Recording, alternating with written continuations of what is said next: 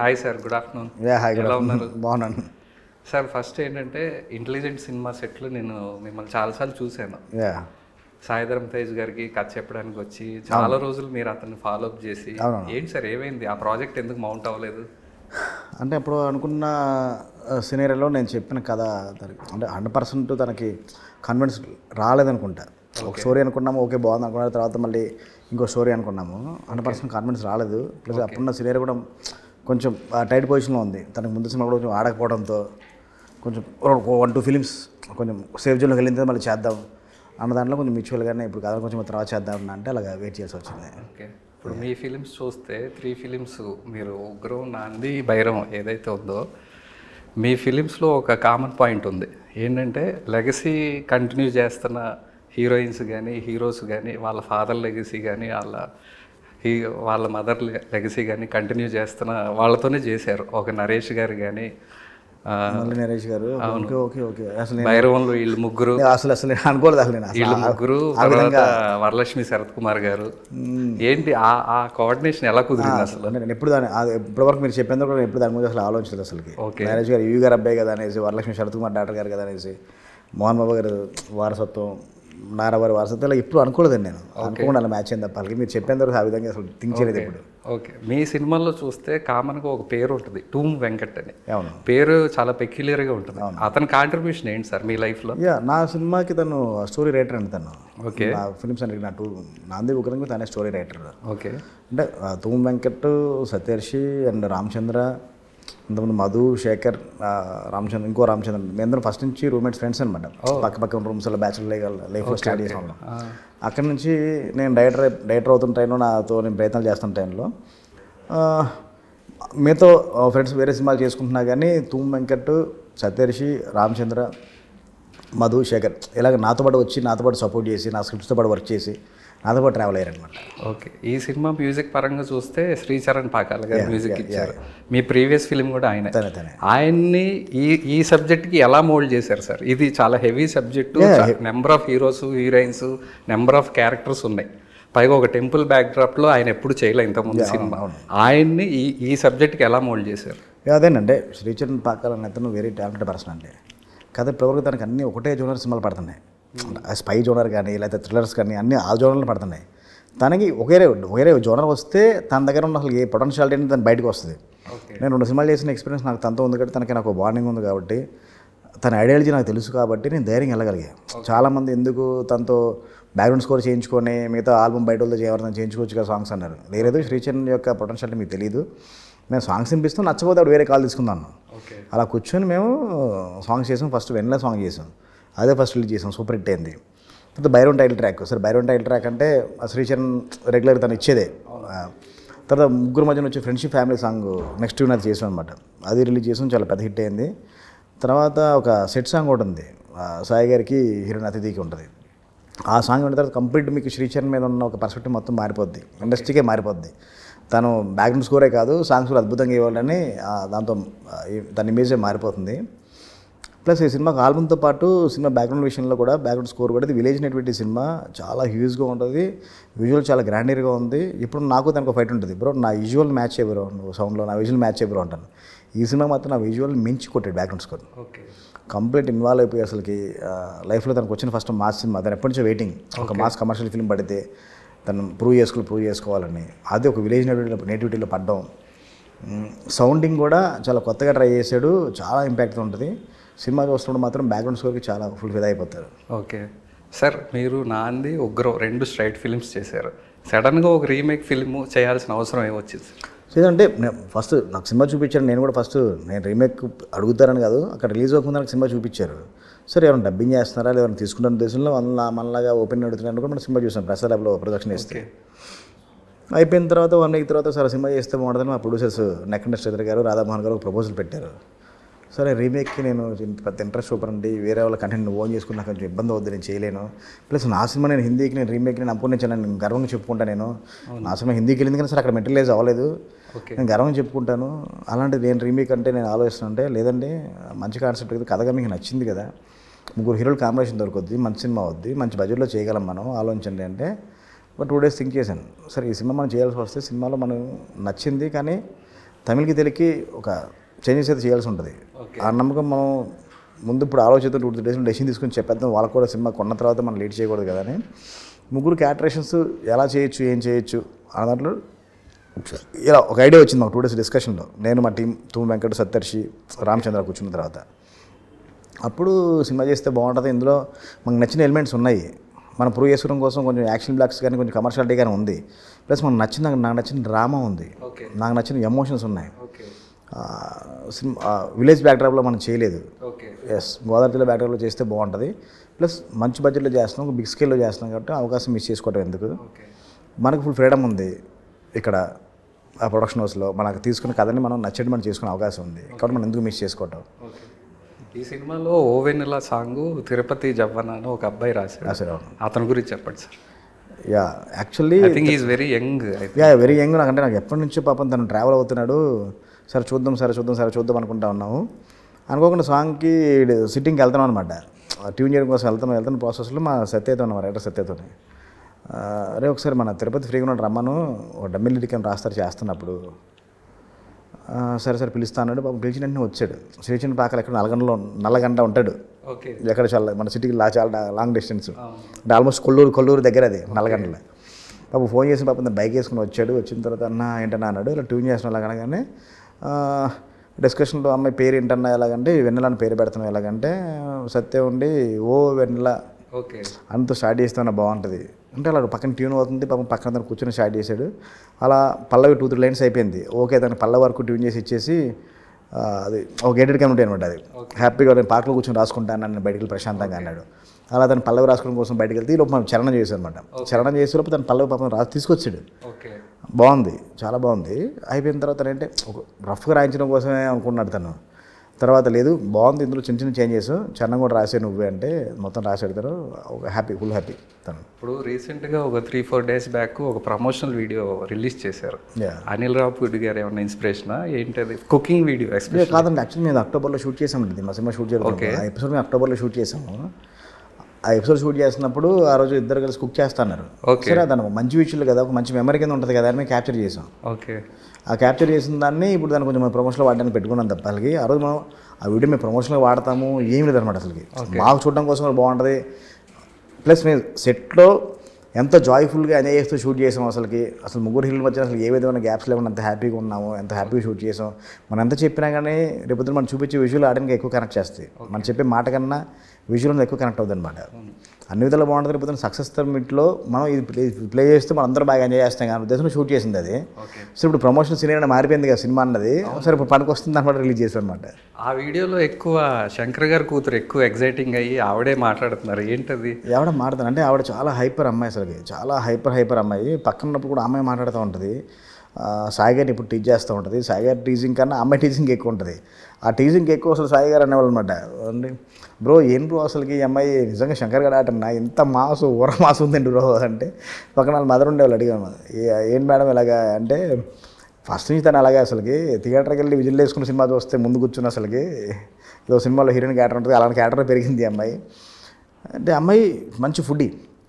ఆ రోజు ఫుడ్ కూడా అలాగే చేసింది, ఎంత ఎనర్జీ మాడిందో ఫుడ్ కూడా అలాగే చేసింది. తన ఫుడ్ చాలా తింటుంది కదా, చూడడానికి పర్సనాలిటీ అలా ఉంటుంది కానీ ఫుడ్ బాగా తీసుకుంటుంది, బాగా వర్కౌట్స్ బాగా చేస్తుంది.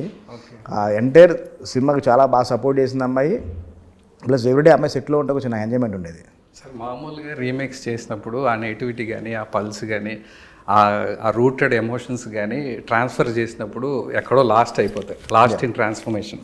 సో అవన్నీ ప్రైమరీ ఎలిమెంట్స్ ఎక్కడ లాస్ అవ్వకుండా ఎలాంటి కేర్ తీసుకున్నారు? అవన్నీ ఇక్కడ మిస్ లేదండి. అంటే సినిమాలో ఉన్న ఏదైతే కోర్ పాయింట్స్ అయితే ఉన్నాయో, ఇప్పుడు ఎమోషన్ అన్నది మనకి ఏ లాంగ్వేజ్ ఒకటే ఎమోషన్ అండి. తెలుగుకి తెలుగుకి ఎక్కడైనా ఒకటే ఎమోషన్, పెయిన్ అంటే ఎక్కడైనా ఒకటే పెయిన్. కానీ దాన్ని ప్రజెంట్ చేసే విధానం మారుద్ది. తమిళ్లో ప్రజెంటేషన్ ఉంటుంది, మనకు ప్రజెంటేషన్ ఉంటుంది. అలా మన ప్రజెంటేషన్ చేసాం తప్ప అందులో ఎమోషన్ అయితే మనం ఏం మార్చలేదు. ఒక టైటిల్ లోగో డిజైన్ గురించి చెప్పండి సార్. గోల్డ్ కలర్ లెటరింగ్, వెనకాలేమో అది టెంపుల్ బ్యాక్ డ్రాపా ఏంటని ఏం అర్థం కావట్లేదు, దాని గురించి ఒకసారి చెప్పండి. అంటే ఒక టెంపుల్ బ్యాక్ డ్రాప్ ఒక భైరవం తీసుకున్నప్పుడు చిన్న ఫోర్స్ ఉండాలి.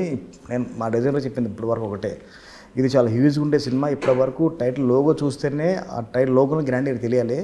ఇప్పటి వరకు 3Dలో ఎవరు చేయనంత హెవీ కావాలి, అంత మెటలిక్ కావాలి, దాంట్లో ఉన్న టెక్స్చర్స్ అంత మెటల్ టెక్స్చర్స్ ఎంబోస్ ఏ ఉండాలని చెప్తే తను ఒక ఆల్మోస్ట్ 1 month పట్టింది లోగో రాయడానికి.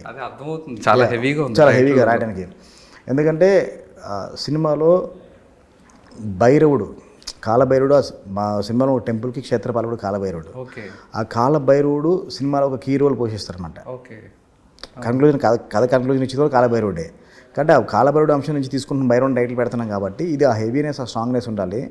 ప్లస్ మనం చేస్తున్న సాంగ్ కూడా భైరవుని సాంగ్ చాలా హెవీగా షూట్ చేస్తున్నాము కాబట్టి మన టైటిల్తోనే ముందు నుంచి మన సినిమా ఒక గ్రాండీర్ కానీ, మన సినిమా హెవీనెస్, మన సినిమా ఏ రూపంలో ఉండబోతుందని స్ట్రాంగ్గా తెలియాలని డిజైన్ చేసిన లోగో అది. నాకు తెలిసి ఆ టైటిల్ లోగో గురించి కూడా ఎవరు అడగలేదు, ఇంత క్లీన్గా అబ్జర్వ్ చేశారు. Thank you. టైటిల్ విషయంలో చెప్పాలి, మా టైటిల్ డిజైనర్ సుధీర్ అంటే పాపం నా టార్చర్ని పాపం ఓపిక పట్టి పాపం 1 month టైం తీసుకొని గట్టిగా డిజైన్ చేశాడు. Thank you Sudheer. Production design గురించి చెప్పండి సార్. టెంపుల్ సెట్ ఏమన్నా వేసారా? ఎట్లా? టెంపుల్ సెట్ వేసి ఉండి ప్రొడక్షన్ డిజైన్ బ్రహ్మకట్లే గారు. నేను నా 2 filmsకి తనే, నేను ఎంతమంది హరీష్ గారి దగ్గర పనిచేసిన అన్ని సినిమాలకు కూడా తనే ప్రొడక్షన్ కంట్రోల్గా ఉండేవాళ్ళు. మంచి ఫ్రెండ్షిప్, మంచి బాండింగ్ మాది, మిరపకాయ నుంచి బాండింగ్ మాది.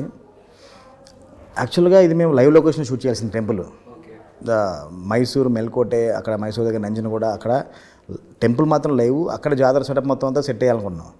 కానీ మాకు అనుకోకుండా అక్కడ హెవీ రైన్స్ పడడం వల్ల అది మార్చి అనుకున్న షెడ్యూల్స్లో సినిమా ఫినిష్ చేయాలంటే మనం ఆ వర్క్ ఫినిష్ చేయాలనుకున్న ప్రాసెస్లో అల్యూమినియం ఫ్యాక్టరీలో ఒక పెద్ద సెట్కి మాట్లాడుకొని ప్రొడ్యూసర్తో చెప్తే సార్ బడ్జెట్ ఒకసారి ఇవ్వండి సార్ ఎంత అవుతుందంటే స్కెచ్ బడ్జెట్ ఇస్తే ప్రొడ్యూసర్ ఓకే చేశారు. ఒక 6 daysలో ఆ టెంపుల్స్ మొత్తం క్రియేట్ చేశారండి. ఆ టెంపుల్ జాతర అన్నీ అంటే తనంత ఫాస్ట్గా తెలిసి ఇప్పటివరకు ఏ ప్రొడక్షన్ డిజైనర్ పని చేయలేరేమో, ఎందుకంటే మిగతా వాళ్ళతో నేను పని చేయలేదు, మిగతా వాళ్ళు చేస్తారు చేయలేదు నాకైతే తెలియదు, కానీ తనంత ఫాస్ట్ మాత్రం నెక్స్ట్ లెవెల్, తన ఫాస్ట్ మాత్రం 6 days చేసిన తర్వాత 7th day evening night effect 7th day evening 6:30 మళ్ళీ షార్ట్ తీసాం. అంటే తన వర్క్తో పాటు డిఓపి ఒక లైటింగ్తో పాటు ఆ బ్యాక్గ్రౌండ్ లైటింగ్తో పాటు అన్నీ కూడా దాన్ని కోఆర్డినేట్ చేసుకుంటూ తన మీద వేసుకొని షెడ్యూల్ డిస్టర్బ్ అవ్వకూడదు, వర్క్ డిస్టర్బ్ అవ్వకూడదని డే నైట్లు అక్కడే ఉంటే దాన్ని ఆ లొకేషన్ నేను వచ్చి మళ్ళీ షార్ట్ తీసిన తర్వాత ఇంటికి ఫ్రెష్ అప్ అయి వచ్చేవాడు. నేను మళ్ళీ నైట్ మళ్ళీ ప్యాకప్ వెళ్ళిపోయే ముందు మళ్ళీ నెక్స్ట్ మళ్ళీ ఇంకో బ్లాక్ చేంజెస్ ఉంటాయి కదా, ఆ చేసిన పాప నైట్ కూర్చొని చేసేవాడు దాన్ని. సార్ బేసిక్గా మీరు ఇప్పుడు రైటింగు, స్క్రీన్ ప్లే, డైరెక్షన్లోకి వచ్చేసి 3 films చేశారు. నా క్వశ్చన్ ఏంటంటే డైరెక్టర్ గురించి కాకుండా మిమ్మల్ని ఈ రూట్లోకి డ్రైవ్ చేసిన ఆ సినిమా ఏంటి, ఆ డైరెక్టర్ ఎవరు? బేసిక్గా అన్నారంలో డ్రైవ్ చేసింది రామ్ గోపాల్ వర్మ అండి. ఓకే. వర్మ గారే. నాకు గాయం అనే సినిమా నాకు చాలా చాలా పిచ్చి అనమాట. ఓకే. ఆ సినిమాని డ్రైవ్ చేసింది. ఆ సినిమా చూసిన తర్వాత అంటే అంతకుముందు శివ చూసినాం కానీ చాలా చిన్నప్పుడు చూస్తున్నాం, గాయం చూసే టైం కొంచెం ఊహ తెలిసిందనమాట. అన్ని సినిమాలు చూస్తున్న దానికి గాయానికి చాలా డిఫరెన్స్ ఉంటుంది. దాని ముందు చంద్రబాబు గారి సినిమాలు కూడా చాలా చూస్తున్నాం, కానీ గాయం డిఫరెన్స్ ఉంటుంది. అంటే అన్ని సినిమాలకైనా కొత్తగా చేశారు, ఇలాగ మనం కూడా ఏమన్నా ట్రై చేద్దామా అని ఒక ఇంట్రెస్ట్ అక్కడ స్టార్ట్ అయింది. ఆ సౌండింగ్ కానీ ఆ ప్రజెంటేషన్ కానీ చాలా కొత్తగా ఉంటుంది అప్పటి వరకు. అంటే ఈ పదాలు ఇవన్నీ మన ఇండస్ట్రీకి వచ్చి తెలిసాయి, కానీ మనం స్కూల్ డేస్ ఉన్నప్పుడు అవి చూస్తున్నప్పుడు అన్ని సినిమాలకి ఆ సినిమాకి తేడా ఉంది ఏంటిది అని. తర్వాత ఎక్కువ సినిమాలు చూస్తుండేవాడిని, నైట్లో అందరూ పడుకున్నా కానీ సైలెంట్లో పెట్టుకుని మ్యూట్లో పెట్టుకుని సినిమాలు చూస్తుండేవాడిని, మ్యూట్లో పెట్టుకుని సాంగ్లు చూస్తుండేవాడిని. అలా నాకు ఇంట్రెస్ట్ క్రియేట్ అయింది. ఇలా నేను రైటర్ అవుదాం అనుకుంటున్నాను రా, ఇలా తెద్దాం అనుకుంటున్నాను, ఇలా అనుకుంటున్నాను, ఆ సినిమాలో ఉంటుంది, సినిమాతో ఫ్రెండ్స్తో డిస్కస్ చేస్తూ ఉంటుంది, ఆ చేయి బాగుంటుంది, ఇలా కామన్ ఫ్రెండ్స్ ఎంకరేజ్మెంట్ ఉంటుంది కదా. ఆ ఇంట్రెస్ట్తో ఇంట్లో చెప్పడం జరిగింది. ఇంట్లో కూడా సపోర్ట్ చేశారు. వచ్చి చాలా సినిమాలు పనిచేసిన తర్వాత చాలా కథలు రాసుకొని అటు తిరిగి ఓకే క్యాన్సిల్ లాస్ట్గా నాంది పట్టలెక్కింది. సార్ ఇప్పుడు మీరు బేసిక్గా ఒక డైరెక్టర్ కాబట్టి మీరు ఎంత స్క్రీన్ ప్లే రాసినా, ఎంత ఖర్చు పెట్టినా, మీరు ఏం మ్యాజిక్ చేసినా by end of the day audience will decide what will happen అంటే. ఈ ప్రాసెస్లో చాలా మంచి సినిమాలు థియేటర్స్లో ఫెయిల్ అయ్యి ఓటీటీస్లో బాగా ఆడినాయి, ఓటీటీస్లో ఫెయిల్ అయ్యి థియేటర్స్లో బాగా ఆడినాయి కూడా ఉన్నాయి. ఇప్పుడు నా క్వశ్చన్ ఏంటంటే మీ స్టడీ ఏంటి సార్ ఆడియన్స్ పరంగా? ఆడియన్స్ మీద మీ అండర్స్టాండింగ్ ఏంటి? ఆడియన్స్ కంటే ఈ జోనర్ ఆ జోనర్ కాదండి, ఆడియన్స్కి ఏదైనా కానీ మనం నచ్చేలా చెప్పాలి. అది కామెడీ అయినా, సెంటిమెంట్ అయినా, వేరే ఎమోషన్ అయినా కానీ, లేదా కనుక mass film, commercial action film అయినా కానీ ఏదైనా వాళ్ళు నచ్చేలా చెప్తే వాళ్ళని హత్తుకున్నా చేయాలి, వాళ్ళని ఎక్కడ బోర్ కొట్టచ్చుకూడదు. ప్లస్ మనం సినిమా స్టార్ట్ చేసిన ఒక 5th to 10th minute లోపు నా సినిమాలో ఉండబోతుంది అని అందులో మనం ఆడియన్ మైండ్ సెట్ ఇంజెక్ట్ చేయగలిగితే కనుక సినిమా డెఫినెట్గా పాస్ అయిపోయి మనం బయటపడిపోతాం. ఇప్పుడు ఈ సినిమాలో 3 హీరోలు ఉన్నారు కాబట్టి 3లో ఎవరు బాగా పర్ఫామ్ చేశారంటే ఏం చెప్పగలరు? అంటే ఇప్పుడు ముగ్గురు వాళ్ళ సీన్స్లో నెక్స్ట్ లెవెల్లో చేశారు. కానీ ఒక్కటి మాత్రం గ్యారంటీ చెప్పగలను, ముగ్గురు ఇంతకుముందు లేని విధంగా కొత్తగా ఉంటారు. ఓకే. బెల్లంకొండ సాయి గారు కానీ, మనోజ్ గారు కానీ, రోహిత్ గారు కానీ ఇప్పటి వరకు మాత్రం మీరు బిఫోర్ అయితే కనుక ఎలాంటి ప్రజెంటేషన్ మీద చూసి ఉంటారు. ముగ్గురిని అలాంటి ప్రజెంటేషన్ మాత్రం కంపల్సరీ చూస్తారు. టీజర్లో ఈ రాముడు లక్ష్మణ్ గురించి శ్రీను అనేవాడు ఉన్నాడు, ఎవరు వచ్చినా సరే నన్ను దాటుకొని, శ్రీను అనే వ్యక్తిని దాటుకొని వెళ్ళాలి, ఆ డైలాగ్ గురించి ఒకసారి చెప్పండి సార్. అలాగే నన్ను సినిమాలో క్యారెక్టర్స్ అదేనండి. ఒక రాముడు లక్ష్మణ్లో ఫీల్ అవుతూ ఉంటాడు. ఓకే. నాకు ఇద్దరు అన్నలు ఫీల్ అవుతుంటారు. ఇద్దరికి అన్నలు ప్రాబ్లం వస్తే ముందు తను నిలబడతాడు అనమాట. తన క్యారెక్టరేషన్ అది. ఓకే. ఓకే. ఈ సినిమా పరంగా మిగతా అన్సంగ్ హీరోస్ గురించి చెప్పండి సార్.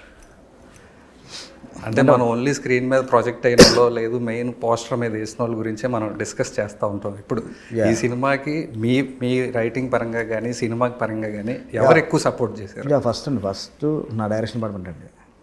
మా చివకోటి రామ్ గోపాల్ గారు, మా అసోసియేట్ నాగేంద్ర, మా Kota Nageswara Rao, Giri, total entire department, plus నా music team Ananth Srikar, Joy, Shamyak Bharadwaj. అంటే తన శ్రీచరణ్ టీమ్ అనే కానండి ఒక ఫ్రెండ్లీ నేచర్తో ఉంటుంది అక్కడ అసలుకి. అది తర్వాత మా ప్రొడక్షన్ డిజైనర్తో పాటు మా ఆర్ట్ డైరెక్టర్ రాజు, తను అంటే ఎవ్రీ క్రాఫ్ట్లో ఉన్న అందరూ అండి, ఎవ్రీ క్రాఫ్ట్లో వాళ్ళకి అసిస్ట్ చేసిన క్రాఫ్ట్స్ అందరూ కూడా చాలా సపోర్ట్ చేయడం వల్లే అనుకున్న టైంలో సినిమా తీయగలిగాం. ప్లస్ నా ప్రొడక్షన్ డిపార్ట్మెంట్ ప్లస్ మా కో ప్రొడ్యూసర్ శ్రీధర్ గారు, ఆయన సపోర్ట్ లేకుండా దగ్గర సినిమా అనుకుంటే అయ్యేది కాదు. ఈ సినిమాలో రాధామోహన్ గారు కాకుండా సత్యసాయి ఆర్ట్స్ కాకుండా పెన్ ఇండియా అని ఇంకో బ్యానర్ కూడా కనిపిస్తుంది, జయంత్ లాల్ గాడ. వాళ్ళతో అసోసియేషన్ ఏంటి సార్? ఎలా అంటే వాళ్ళకి నాకు ఇప్పటివరకు లైవ్లో ఇంట్రాక్షన్ కూడా లేదండి. మా ప్రొడ్యూసర్కి వాళ్ళకి ఒక అసోసియేషన్ ఒకటి ఉంది, వాళ్ళ కాంబినేషన్ కూడా సినిమాలు చేస్తున్నారు. ఓకే. అలా వాళ్ళతో కాంబినేషన్ అది. ఓకే. 30th ఈ సినిమా రిలీజ్ అవుతుంది. ఈ సినిమా వెళ్ళి చూడాలంటే ఆడియన్స్కి ఏం చెప్తారు? అంటే ఒక మాస్ ఫేస్ట్ ఫిల్మ్ అండి. ఒక మంచి ఫ్యామిలీ ఎమోషన్స్తో పాటు ఫ్రెండ్షిప్ మధ్య కాన్ఫ్లిక్ట్తోనే చాలా ఆర్గానిక్ ఉంటాయి ఎమోషన్స్ అన్నీ. ఓకే. ఒక విజువల్ గ్రాండీర్ ఉంటుంది, ఒక యాక్షన్ బ్లాక్స్ ఒక మెస్పరైజ్ చేసేలా ఉంటుంది, ఒక ఇంటర్వ్యూ క్లైమాక్స్ కానీ చూస్తే వావ్ అనే ఫ్యాక్టర్ అయితే కంపల్సరీ ఉంటుంది. ఒక బ్యాక్గ్రౌండ్ స్కోర్ ఒక మంచి వైబ్ ఇస్తుంది. ఓకే. మంచి థియేటర్కల్ ఎక్స్పీరియన్స్ సినిమా. డెఫినెట్గా సినిమా మీరు మామూలుగా ఇక్కడ చిన్న స్క్రీన్లో అక్కడ చూసినా ఇంపాక్ట్ అయితే ఉండదు. ఓకే. సినిమా చూసిన మార్నింగ్ షోకి వచ్చిన ఆడియన్ బయటకు వచ్చి ఫస్ట్ చెప్పేది అదే, ఓకే మన అమ్మాయి ఎవరు రేటు సౌండ్ ఎరక్కొట్టేసాడరా అని డెఫినెట్గా మాడుకుంటారు. ఇదేంట్రా, ఈ యాక్షన్ బ్లాక్స్ ఏంట్రా, ఈ వైబ్ ఏంట్రా, ఈ ఎమోషన్ ఏంట్రా, సెంటిమెంట్ ఏంట్రా, ఇదే మాడుకుంటారు బయటకు వచ్చి. ఓకే. ఈ సినిమాకి పర్టికులర్గా ఫేస్ చేసిన ఛాలెంజెస్ ఏంటి, వాటిని ఎలా ఓవర్కమ్ చేశారు? ఫేస్ చేసిన ఛాలెంజ్ అంటే ఫస్ట్ బేసిక్ అంటే సెప్టెంబర్ స్టార్ట్ చేసాము, సంక్రాంతి రిలీజ్ అనుకున్నాము. అనుకున్న టైంలో కంటిన్యూగా షూట్ చేసాం డే అండ్ నైట్స్. దానికోసం మేము చాలా కొంచెం ఇబ్బంది పడ్డాం. అంటే డే అండ్ నైట్ చేయాల్సి వచ్చింది. సండే లేదు, సాటర్డే లేదు, సెకండ్ సండే లేదు, ఫెస్టివల్ లేదు, ఏం లేదు, కాల్ షీట్లు ఏం లేవు అసలుకి. అవన్నీ ఛాలెంజ్ తీసుకొని చేసిన తర్వాత పొంగల్ కాకుండా మళ్ళీ ఇప్పుడు ఇక్కడ వరకు మధ్యలో డిలే అయింది. ఈ డిలేలోనే కొంచెం మేము ఓటీటీకి వెళ్ళడానికి, ఓటీటీ డీల్ క్లోజ్ అవ్వడం కోసం చిన్న ఒక ఛాన్సెస్ ఉన్నాయి. కానీ అన్నీ కూడా వాళ్ళకి సినిమా చూపించి, మా కంటెంట్ మీద మన నమ్మకం ఉంది కాబట్టి సినిమా చూపించి ఆయన కొంచెం ఓవర్కమ్ చేసుకుని బయటకు వచ్చాం. ఈ సినిమా సంబంధించిన వరకు ఎవరికి తెలియని విషయం ఒకటి చెప్పాలంటే ఏం చెప్పగలరు, ఏం లీక్ ఇవ్వగలరు? ఈ సినిమా విషయంలో అంటే పాపం అంటే కరెక్ట్గా ఇంటర్వ్యూ ఎపిసోడ్ షూట్ చేస్తున్నప్పుడు కరెక్ట్గా మనోజ్ గారు వచ్చారు షాట్లోకి. చిన్న షాటే, ఇలా పరిగెత్తుకుంటూ వెళ్ళి ఒక రౌడీని పుల్ చేస్తే పడిపోవాలి, అక్కడి నుంచి టర్న్ అవ్వాలి. ఈ రన్నింగ్లో కాల్ మిస్బ్యాలెన్స్ అయిపోయింది, ఫ్రాక్చర్ అయింది, ఇంజూరీ అయింది. ఓకే. ఎన్ని రోజులు పట్టింది ఆయనకి రికవర్ అవ్వడానికి? ఆయన కంప్లీట్ రికవర్ అవ్వడం కోసం చాలా టైం పడింది. డాక్టర్ దగ్గరికి కనీసం ఒక 2 weeks బెడ్ రెస్ట్ కావాలని చెప్పారు, కాల్చకూడదని చెప్పారు. ఓకే. కానీ ఆయన 3rd day లొకేషన్కి వచ్చాడు. అదే పెయిన్తో అలాగే షూట్ చేశాడు, ఆ పెయిన్తో అలాగే పరిగెత్తాడు.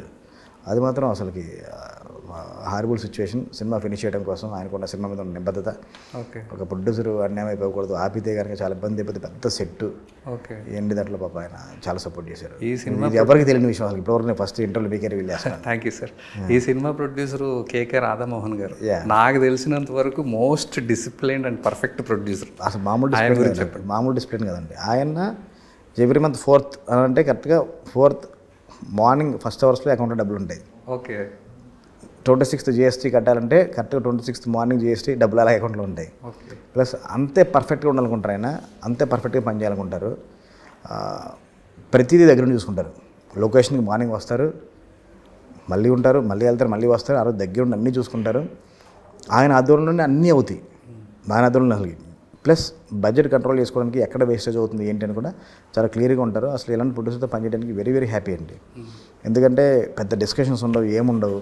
సినిమా కోసం సినిమా బాగా రావాలి సార్, బడ్జెట్ పెరుగుతుందేమంటే లేదు సార్, మనం బాగా వస్తే రేపు థియేటర్లో అదే వస్తుంది సార్, సినిమా బాగుంటే మనకి డబ్బులు జనాలు ఇస్తారు సార్, మనం వాళ్ళకి నచ్చేది ఇచ్చామంటే మనకి మెచ్చేలా డబ్బులు వస్తాయి సార్ అని ఒక మైండ్ సెట్తో ఉంటారు. ఆయన చాలా పాజిటివ్ మైండ్ సెట్తో ఉంటారు. చాలా సిట్, టైం అంటే టైం అంతే. Sir one last question. ఇప్పుడు మీరు నాంది, ఉగ్రం, భైరవం 3 సినిమాలు కంప్లీట్ చేసేసారు. మిమ్మల్ని మీరు రకరకాలుగా ఎక్స్ప్లోర్ చేస్తుంటారు, రైటింగ్ పరంగా కానీ, డైరెక్షన్ పరంగా కానీ, స్క్రీన్ ప్లే పరంగా. విజయ్ కనకమేడల అతనికే ఒక అడ్వైస్ ఇచ్చుకోవాలంటే ఏం అడ్వైస్ ఇచ్చుకుంటారు? నాకే ఒక అడ్వైస్ ఇచ్చుకోవాలి నేను. ఆ లెర్నింగ్ ఎక్స్పీరియన్స్లో ఏంటి ఒక అడ్వైజ్ అంటే మీకు మీరే ఇచ్చుకునే అడ్వైజ్ ఏంటి? అంటే ఏదైనా ఒక సిచ్యువేషన్ ఏదన్నా కొంచెం ఒక ప్రాబ్లం వచ్చినప్పుడు కొంచెం నేను దాన్ని హ్యాండిల్ చేయడం కోసం కొంచెం టైం పడుతుంది. అంత ఈజీగా నేను టకటగా అక్కడక్కడ మేనేజ్ చేసి నుంచి నా వల్ల కాదు అది. దాన్ని ఆలోచించి దీన్ని ఎలా కన్విన్స్ చేయాలి, ఏం చేయాలి అంటాను. అది కాకుండా వెంటనే మేనేజ్ చేసి లేదా మసిబూసి మాడిగా ఉంటారు కదా, ఇలాంటి కొంచెం నేర్చుకోవాలనుకుంటున్నాను. కానీ అవి బయట రావాలేమో అయితే రావట్లేదు. ఈ సినిమా నాకు చాలా ఓపికనిచ్చింది. ఓకే. ఇంతకుముందు సినిమాలు కొంచెం కన్నా ఈ సినిమా నాకు చాలా పేషెన్స్ ఇచ్చింది అనమాట. ఇంకా కొంచెం పేషెన్స్ పెరిగితే బాగుంటుంది అనుకుంటున్నాను అంతే. Okay sir, thank you, all the best. Thank you so much.